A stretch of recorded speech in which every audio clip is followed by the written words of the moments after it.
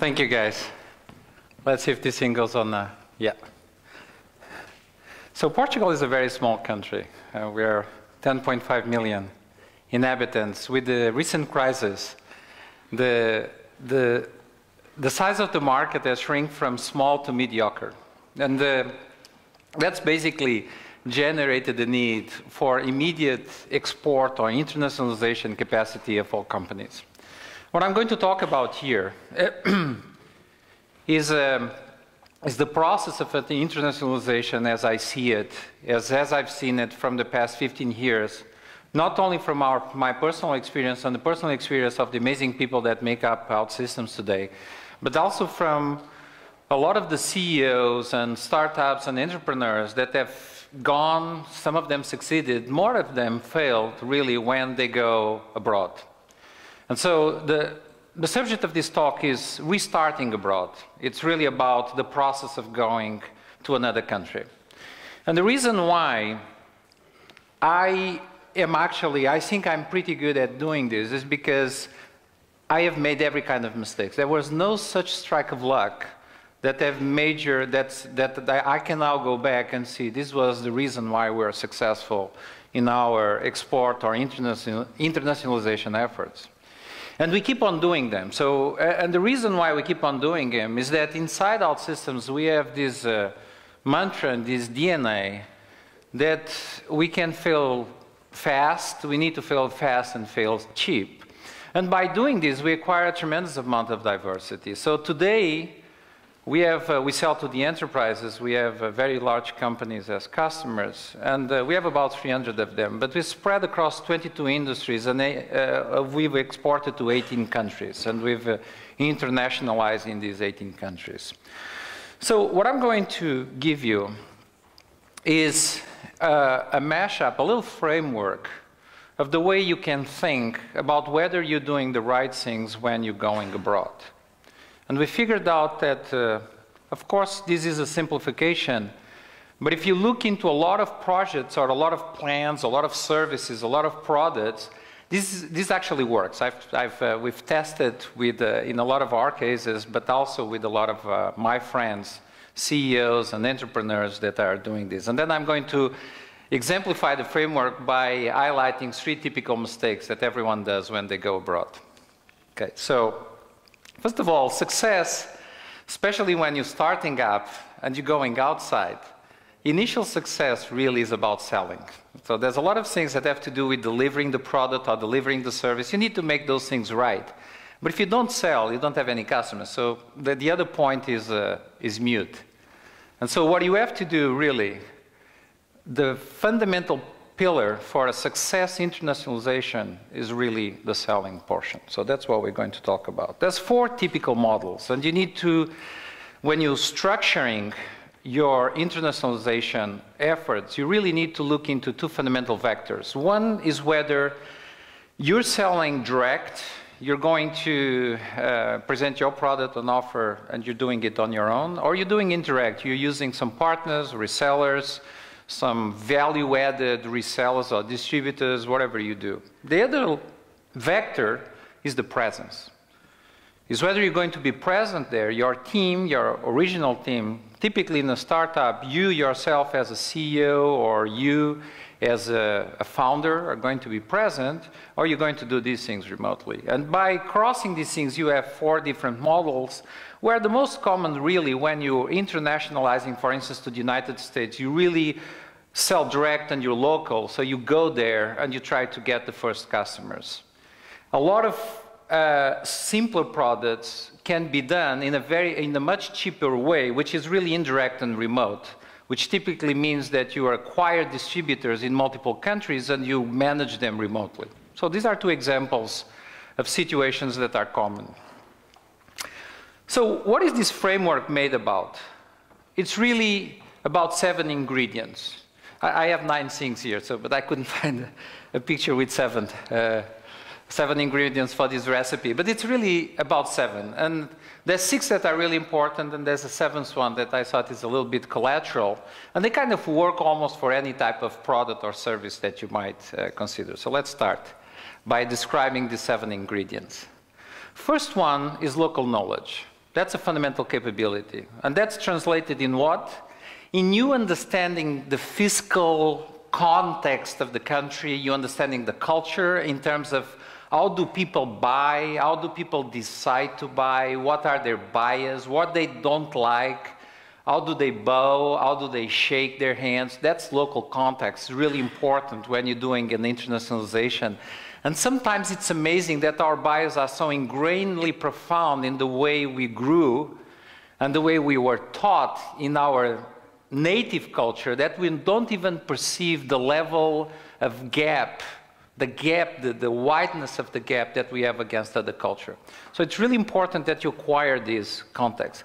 The third part of this is the network, is the context that you have. It's fundamental when you're doing an internationalization that you have some form of connectivity. And of course, these new social platforms help you there. But a lot of these connections are really trust connections that can only be acquired by multiple interactions with these people. And so that's the first thing that you have to internationalize. The second thing, this is probably the core of the 7 ingredients, is trust. And the reason for this is that when you're trying to sell a product or a service, most people don't want to buy from you if they don't see evidence that you've sold to someone else before. And you got like a chicken and egg problem here where you need to find the first crazy person or a collection of crazy persons who are really the pioneers that acquire your product or service. With time, that thing builds trust. Trust really is a factor of references of your existing customers, the testimonials they can provide, and really how much trust as you personally or the people you have in the local market and the territory are going to project. Third thing, really important, is actually a product or a service that works for the market. And this is a very common mistake, is that we really, when we're coming out of Portugal, we have really fuzzy value propositions. We'll talk a little bit about that. That's one of the major mistakes. And what happens is, whenever you internationalize, especially in the early days of the startups, a lot of what you have to do really is retune your offer in terms of the pitch, in terms of the packaging, in terms even of the features of the offer, the service or the product that you're doing, so that it can fit the new sub-segment that you're attacking in the new market. Really important thing. Sometimes we forget that whatever worked here, for instance, in Portugal, is not going to work in someplace else. Sometimes the differences are minuscule, but they are enough to kill your sale. Fourth thing, sales capacity, capacity to pitch. Okay, and this is not, as we see, it's not clear when you put some of these models of internationalization working that you have this capability working. Fifth thing is drive. Drive is the thing that entrepreneurs have typically, or founders have, because drive is what gives you the aggressiveness, the dedication, and the capacity to sustain the no's, the continuous no's and the disappointments of the life of an entrepreneur. The issue is, even if you are already a seasoned company, whenever you're internationalizing, every new country is almost like a startup, a restarting up of the company. You need drive, because it's going to be tough in the first month or the first even couple of years.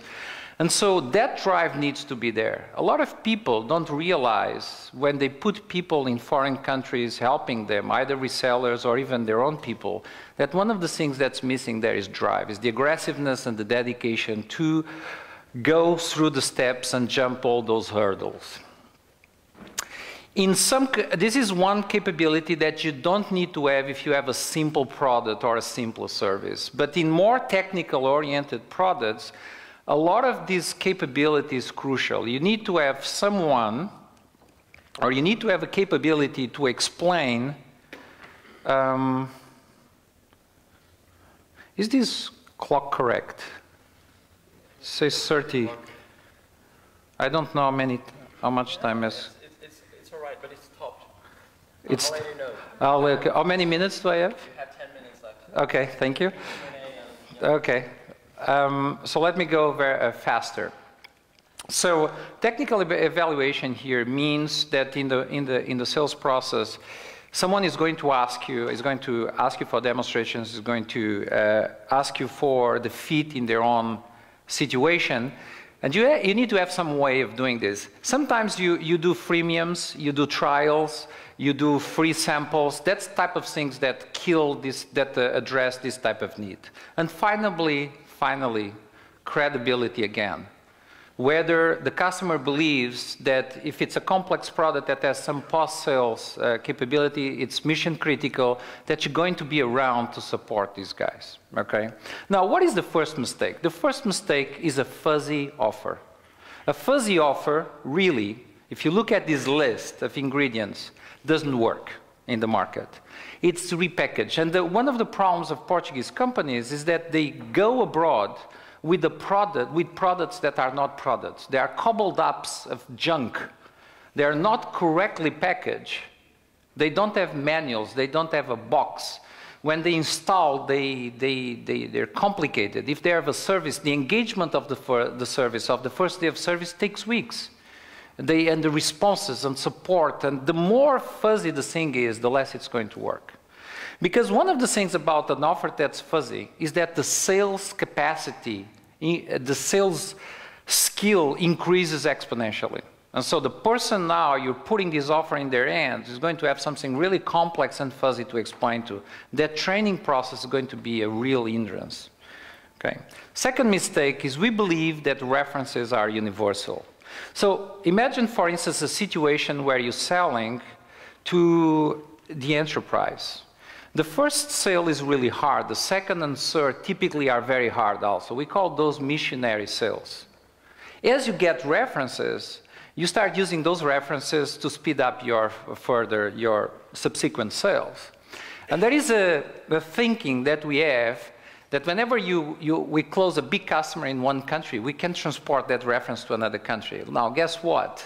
No one cares or knows about that other reference. And so if we think something is like this, actually the process of restarting in a lot of cases, it's almost complete. You have to redo the whole missionary sales again.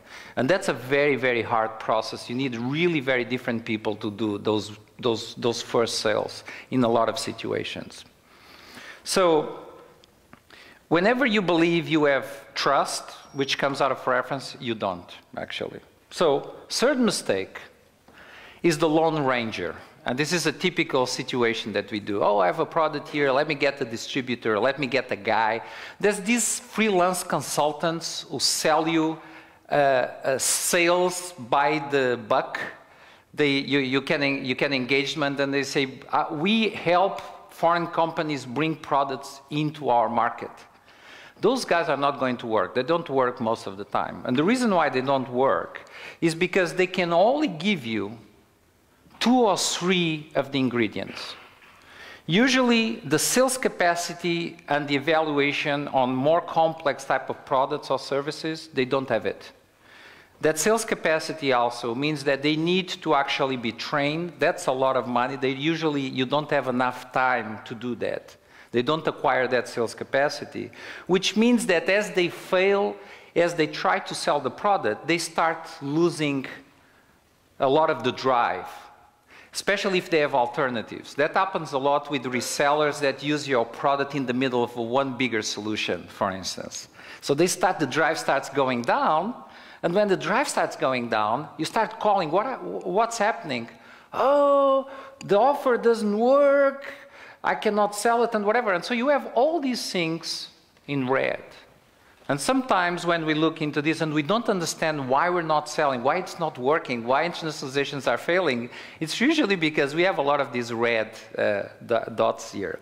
So just as an example, how do you fix something like this for a complex product? For a big product you sell to the enterprise, more than 75,000 euros per average deal size. So this type of product, the minimal team is you need to get a local guy that gives you the first 2 capabilities. Then you need to transport the CEO or one of the founders into the country, living there. That's why a lot of internationalizations in the United States that use this model the VC that's investing on you to bring you into the United States forces you to move to Boston or to California or whatever, Atlanta, because they need you there. They know those capabilities only come transported with the initial founders. It's the drive, it's the pitch, they know how to pitch, and it's the capacity to tune the offer to the market because they're close to R&D, they're close to services, they are the owners of the idea. And finally, if you have a complex technical product, you need a third guy who's the technical guru. Usually it's the CTO, the guy doesn't know how to dress, but that's the type of guy that you need to bring in the team. And so usually that's the minimal amount of people. So a lot of, and when you do, and you do it with this type of team, after you close some reference, finally you get trust and you get everything green. And it's when everything green that suddenly we take off in the country. Okay, and that happened a lot with OutSystems. Some territories took us 6 years to get right until we finally figured out, well, we always had one of these red boxes that were not working for us. So 3 pieces of advice to end. First is dump your offer. Make it really simple. That notion of minimum viable product, it became like an MBA or a marketing acronym to everyone. But it actually makes sense in the sense that not only in terms of features, but also in terms of packaging, in terms of the value prop, in terms of the elevator pitch, make everything really easy. Because the easiest it is for you to teach to someone else. Okay? And if it's working and it's compelling, it's going to dramatically simplify your knowledge transfer process as you move to other regions. So dumbify, it's absolutely crucial. And by the way, our product is one of the most complex, most intelligent products, and it's really tough to internationalize. So I know what I'm talking about. We try to dumbify it as much as possible, but some things are really not very easy. The other thing is that you need to have a fair amount of money. Not a fair amount might mean 30,000 euros, 50,000, 100,000, but you need to have enough money. If you're putting people in the countries, it's expensive. And if you're not doing that, but you're present, which is really one of the most important things when you're moving in your first territories, okay, you need to be there. You cannot save in trips. That's why people travel. People travel because we need to be there to understand what the hell out of those 7 ingredients is not working. And so, get enough money. A lot of Portuguese companies are decapitalized. They don't have enough cash. They don't understand that going abroad. In a lot of cases, if you don't want to leave anything to luck, which is possible, you can do this on a shoestring with almost no money, but it will take you longer and it might fail. The risk, the probability of failure is much, much higher. So if you want to decrease all that, make it less dependent on luck, which is really what I like to do, because luck has never been easy to OutSystems or to me. It's always been hard work, really. Now you need to get enough money. You need to make the offer simple, and typically you just need to be in control. You need to be there. So, thank you.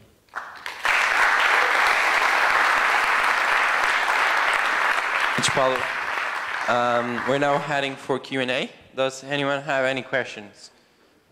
Questions for Paulo? Up there.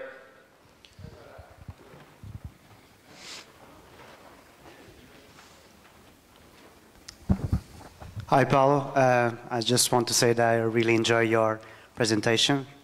In the beginning, you said that there were 4 aspects to internationalize: local, remote, direct, and indirect.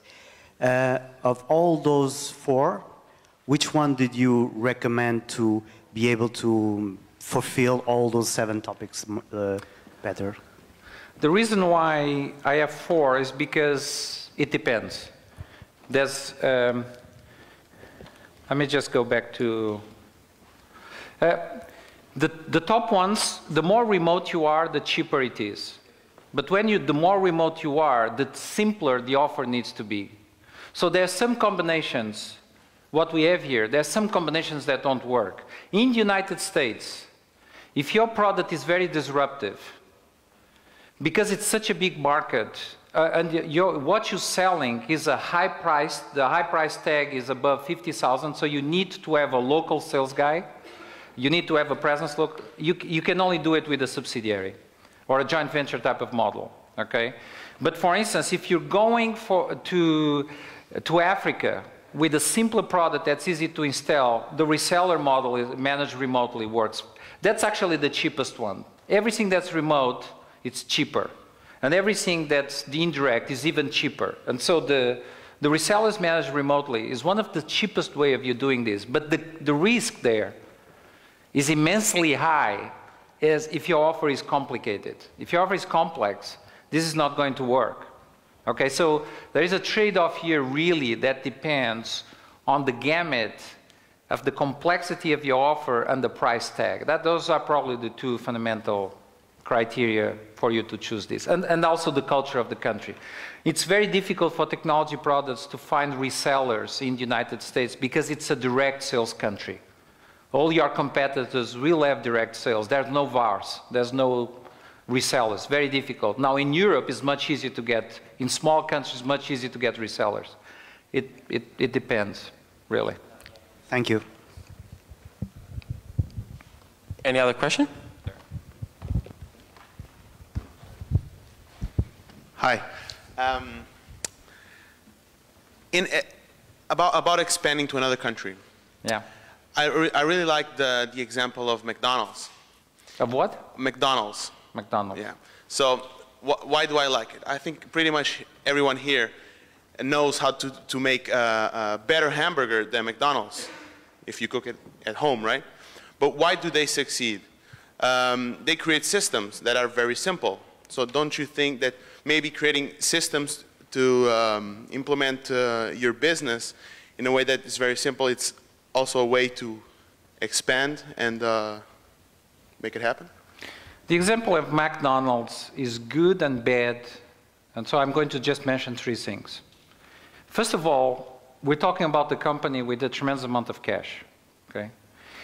Creating a process that scales, a franchising package that you can just put a dumb person and you transform it into a McDonald's franchisor.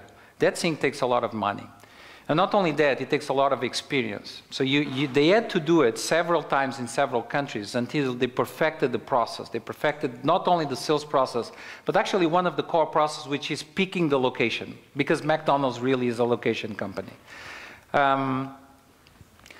But it kind of emphasizes the point that we're making.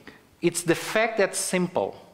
It's the fact that they found a way of making the menu simple and fairly general that almost works in every type of culture. Apparently everyone likes to eat those hamburgers, almost everywhere.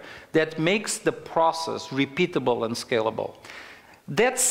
It's not really applicable to a startup, especially in the beginning, because you don't have that type of sophistication and experience. It works for us now. We're doing that now. But I don't think that interests you guys when you are on a shoestring, you're 3 or 2, and you need to start doing your next 50,000 euros of money. Okay, that's a very different scenario. So I'm talking for initial startups and the first steps into internationalization. As the thing matures, it's different. And you get other things that you don't have here. Okay, in limit we have time only for one question. Roxanne up there is trying to ask one. No, Roxanne up there. Yeah.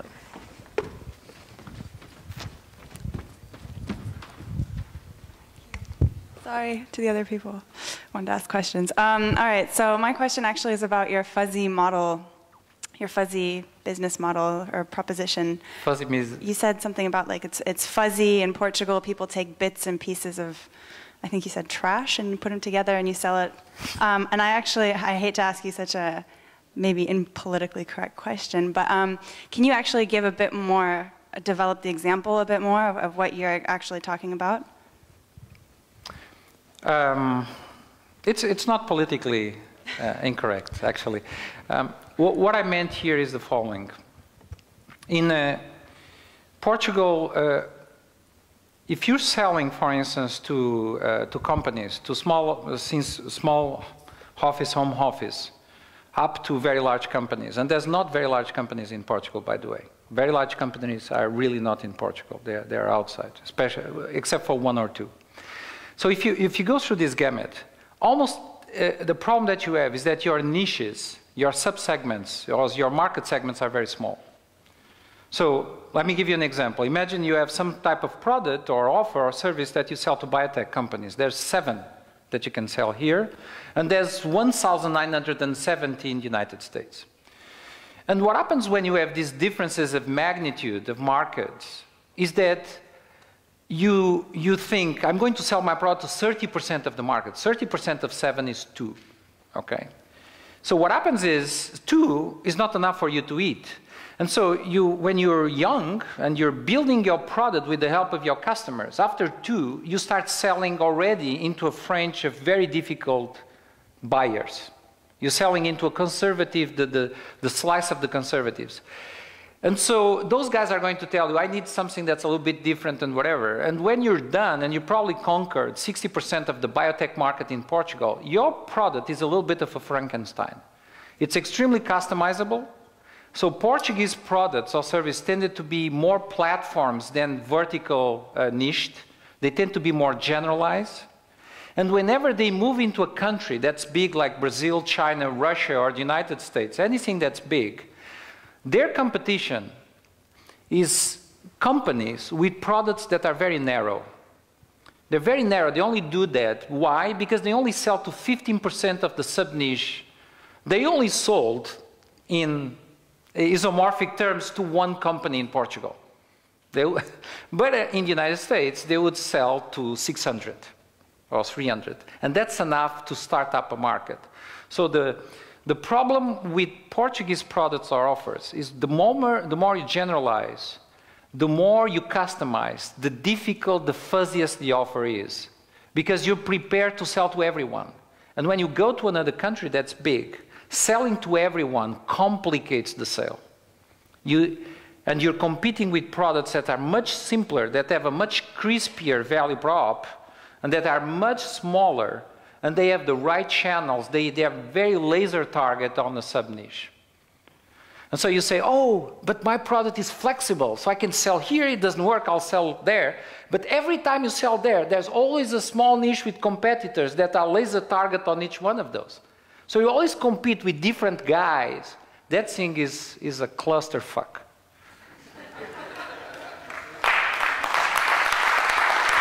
Thank you very much, Paulo.